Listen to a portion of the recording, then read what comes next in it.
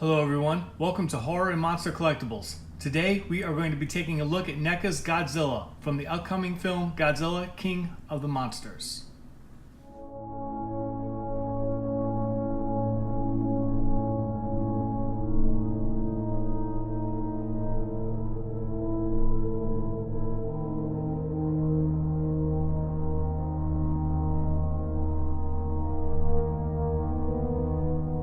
As far as the packaging goes, NECA does a badass job on their box art, and this is no exception.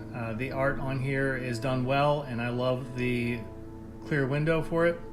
Although I do admit that I'm a fan of the old style clamshell packaging, but still. One thing to nitpick here though is that I am not a fan of the new hangers that NECA is switching to, which is an extension of the cardboard box.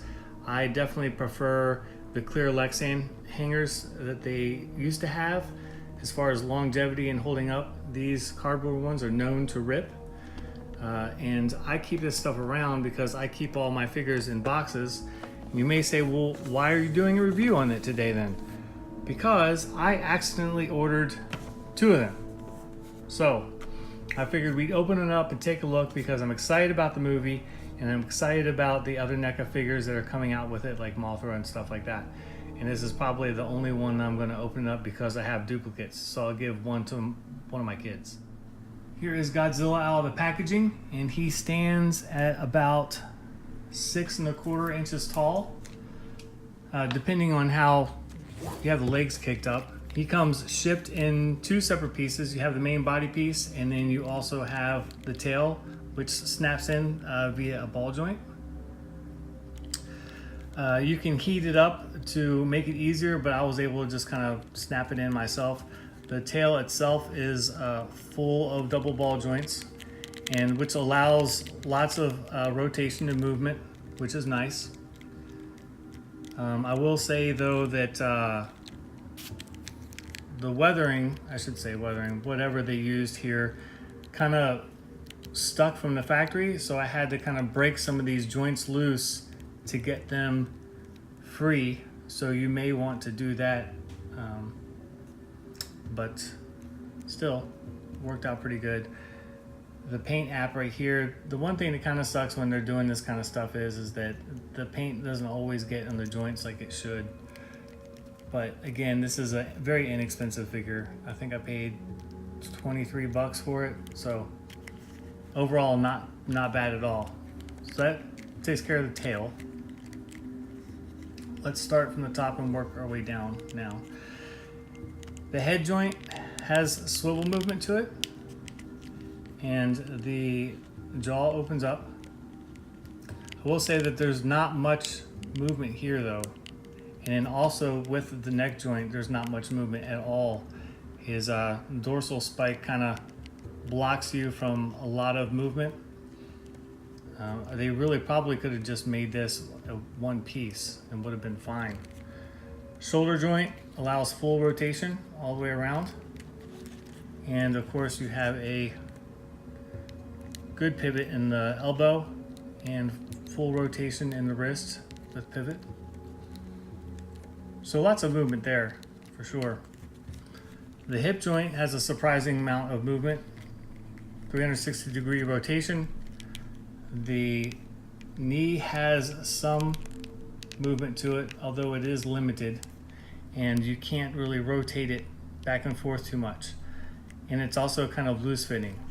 Same with the torso, which is loose fitting as well. This is pretty heavy chunks of plastic. I would say it's a soft PVC or vinyl, and it's got some weight to it, but also like some of the joints are loose. Like that just kind of falls on its own, which is not great, but again, like you're not going to do too much with this anyway. You can kind of force it around a bit, but then the figure itself starts to look odd and awkward. Coming down here to the feet. The feet have a double ball joint. It actually allows you to kind of pivot it quite a bit, which is good. And And the detailing overall on the skin and everything looks great. I like it a lot.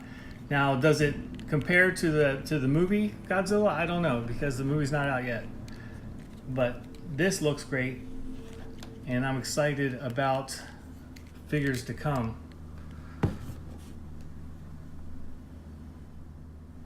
I will say I wish, that the joints were a little bit tighter, and I wish that there was a little bit more rotation here.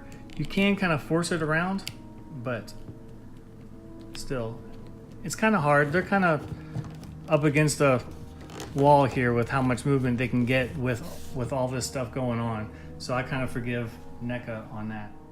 But for 23 bucks, you get a great figure. And you even have good detailing in the eyes, which I don't have wonky eyes, which is nice. Some NECA figures are known for some wonky eyes, but this is pretty good. So there you go. Not much to go over here. Just typical Godzilla action figure. They've done a bunch of them, but I like the way this one looks. And again, I'm more excited about the new movie. Growing up as a kid, I used to watch the Asian movies on, I forgot if it's Saturday or Sunday mornings, but we used to watch all of the old Asian monster flicks, and I grew up loving them, and I'm excited for this new movie for sure. So there it is. Feel free to like and subscribe and click the bell for notifications for new videos, and feel free to leave any questions or comments, and I'll be happy to answer them. And until next time, I will see you guys later.